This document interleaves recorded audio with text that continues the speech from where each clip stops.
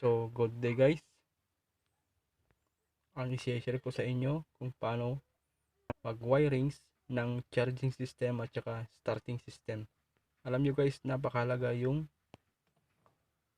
charging system natin. Lalo na pag nagbibiyahe tayo sa gabi. Pag walang charging system na nagkakarga sa ating baterya, madaling malubat ang ating battery. At mawawalan tayo ng ilaw sa gabi. Ang charging system kasi, yung alternator niya, ang nagbibigay ng kuryente sa ating battery para lumakas, para nadadagdagan yung battery power. At kahit na maganda yung alternator nyo, yung charger, yung pinaka charger ng sasakyan nyo, kung sira naman yung battery nyo, baliwala rin, dahil sisirain yung magti-trigger yung alternator nyo, sisirain yung field winding tsaka neutral nyan, masusunog yung mga capacitor sa loob. So dapat kondisyon bago yung battery nyo. At saka mahalaga rin yung starter motor. Kung wala yan, kung hindi gagana yan, ay magtutulak tayo ng sasakyan. Buti kung may kasama kang magtutulak, kung mag-isa ka. Kaya napakahalaga po yung starting system at saka charging system. Kaya umpisa na natin. At kung bago ka pa lang sa channel ko, mag-subscribe and like and share nyo sa mga kaibigan nyo na mahilig mag-wirings. I-click nyo rin yung notification bell para updated ka sa susunod na mga videos ko. Parang tulong nyo na rin sa akin. Guys, umpisa na natin. Mamaya guys, papaliwanag ko kung saan i-connecta yung mga wirings nito. Ang pag-aaralan natin muna ay kung anong ibig sabihin ng 6 pin na yan. Yung voltage regulator kasi may 6 na pin. Kadalasan yan New Era brand. Ibig sabihin yan, yung I, ito yung ignition.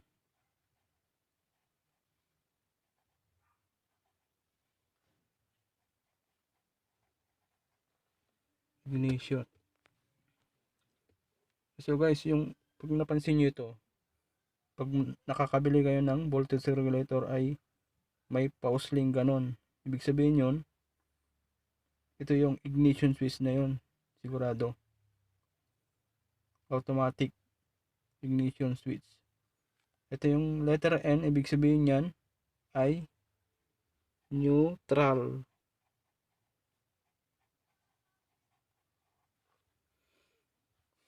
Itong F, ibig sabihin ay field winding.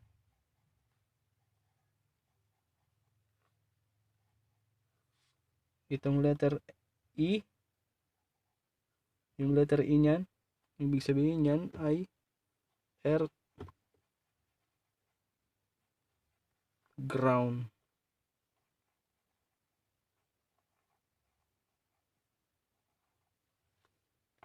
At yung letter L, ito yung lights indicator, yung nasa dashboard, umiilaw kapag nag-on ka ng iyong susian. Light indicator.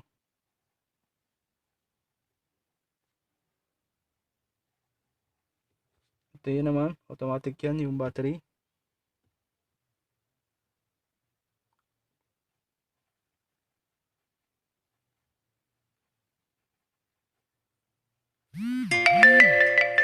Ayan.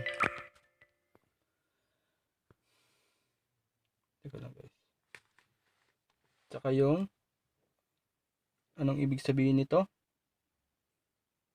Yung F, E, tsaka yung letter N ng alternator.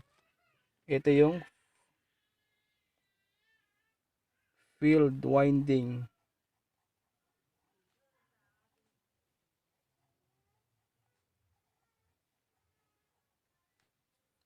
Ito yung earth ground.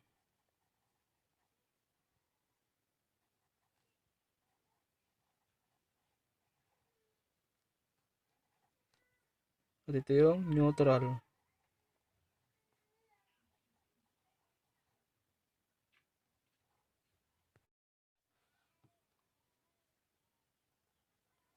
So mapapansin nyo, yung starter motor ay may tatlong terminal yan. Yung pinaka baba ay pupunta sa body ground. Automatic na yan, ang body ground na yan. Yung sa gitna, ito yung startic.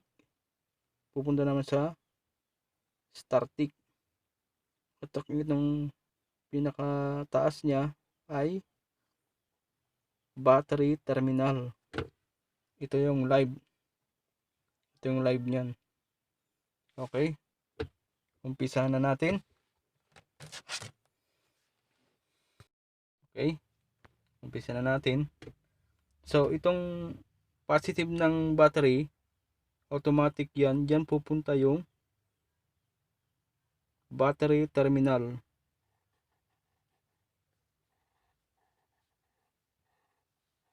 O yung magsulot ng ballpen na. Diyan. Automatic yan, pupunta yan. At yung ground, ibig sabihin, pupunta yan sa body ground. Yung pinakamagandang pagkabitan ng ground, yung sa engine mismo, para mas malakas yung ground niya. Huwag kayong magkakabit ng ground sa body ground ng yung sasakyan. Mas maganda sa engine para mas maganda yung ground niya. Next, itong startic, yung sa battery lang muna. O sige, itong battery ay automatic yan. Automatic yan. Magkasama yung battery ng alternator. Yan. So, yan. Magkasama itong battery ng itong pinaka outlet, yung pinaka makapal na wire na galing sa alternator, tsaka yung battery sa ignition switch. Pagsamahin nyo po bago po kayo dumaan sa positive ng battery, ay lalagyan nyo ng ammeter. Itong ammeter na to, siya nagbabasa kung nagcha-charge o nagdi-discharge ang battery natin. So yan, 0, 30, 30. Ito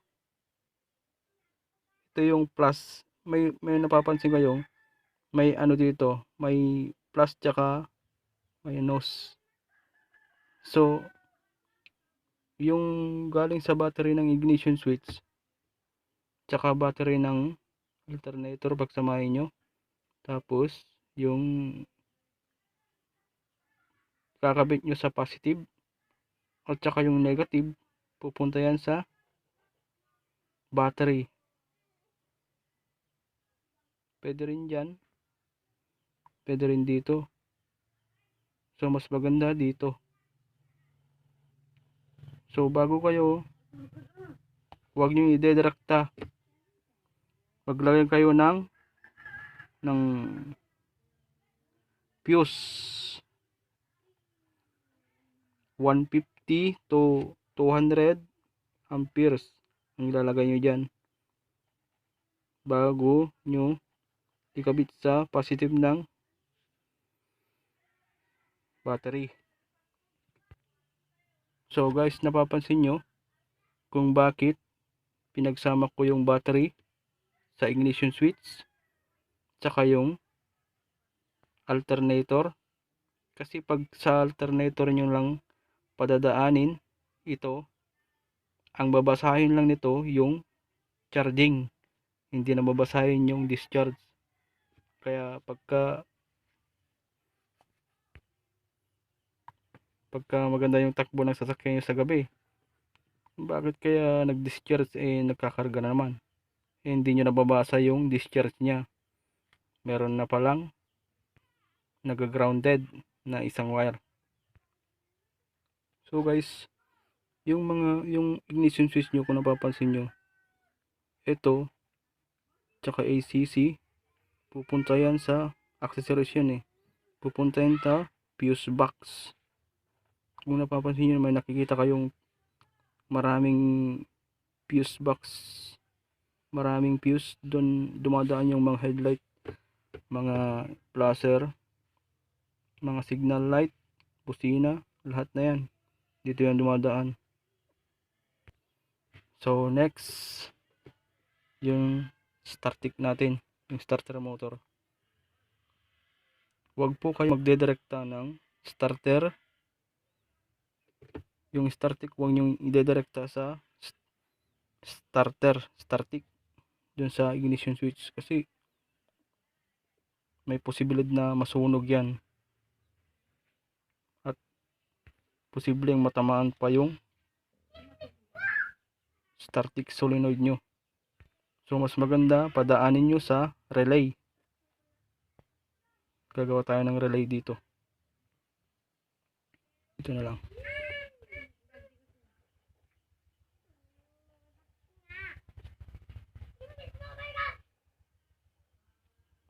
Kung makakabila nga ng relay, yung Bosch ang pinakamaganda. So mayroon siyang 5 pin.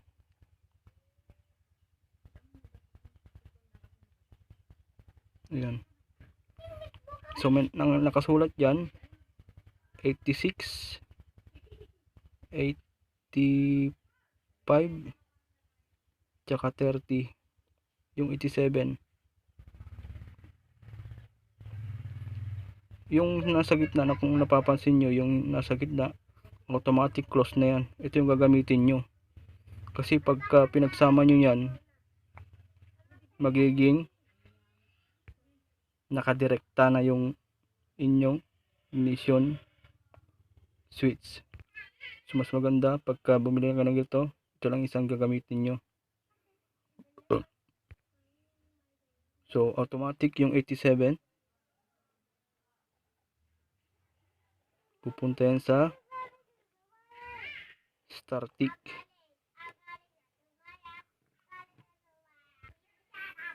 At yung 85 naman ay automatic sa ground na yan. At yung 86 automatic sa starting sa ignition switch.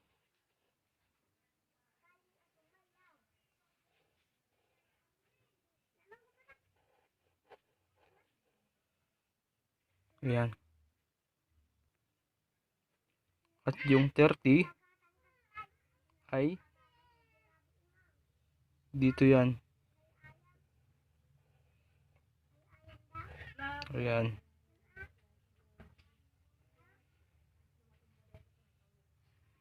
So napaliwanag ko na sa inyo yung starter motor. So guys, next natin yung charging system naman. Pagka walang charger itong battery natin, ay malulubat yan pagka wala nag-charge na alternator. Itong trabaho ng alternator, siya yung nagkakarga ng battery sa battery, nagkakarga ng kuryente sa battery. Ayun. Tsaka yung voltage regulator naman, yung nagmo-moderate. Ito yung nag-automatic pagka nag-overcharge na ito. Siya yung nagmo-modernize, ano ba yun? Siya yung nagmo-moderate itong kuryente na pumapasok dito sa battery. Ayan guys, so umpisa na natin yung charging system. Unahin muna natin yung F. Ibig sabihin yung F, yung field winding, dyan na pupunta yan sa field winding. Tsaka yung earth ground, automatic sa earth ground natin pupunta. Ito yung neutral, automatic sa N pupunta. Ayan guys, at yung battery, pwede nang pagsamahin yan. Ayan, at ibig sabihin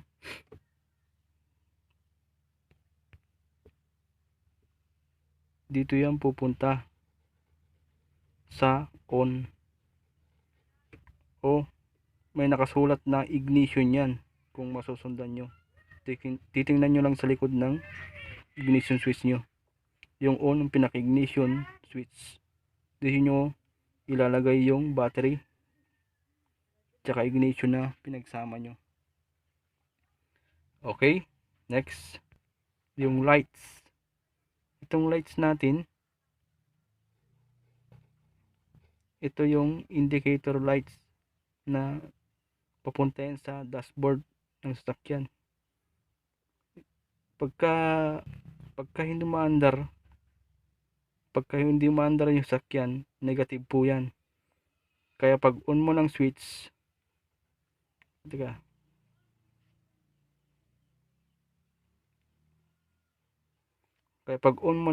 iilaw yan. Tapos pagka nag-under na yan, maging positive na rin to, so mamamatay yung ilaw. So yun guys, kasimple yung charging system natin tsaka starter o kaya yung starting system. So may kulang pa ba guys? Ito kasi yung on, yung accessories niyan tsaka on, dun ito kinukuha yung mga supply ng mga ilaw, headlight, kagaya ng mga signal light, mga busina, lahat yan dyan nagagaling yan, yung sa ignition saka ACC. Itong wire na ito, malaki yan, dalawang malalaki, bago dumaan sa fuse box. Tapos ito mga maliliit na yan, yung kinukuha ng mga accessories ng mga sakyan natin. So guys, yun lang. Sana nakatulong sa inyo itong pag-aaral natin ng charging system at starting system ng ating mga sasakyan. At sana guys, mag-subscribe kayo sa aking channel at i-click ang notification bell para updated kayo sa aking gagawing video na susunod.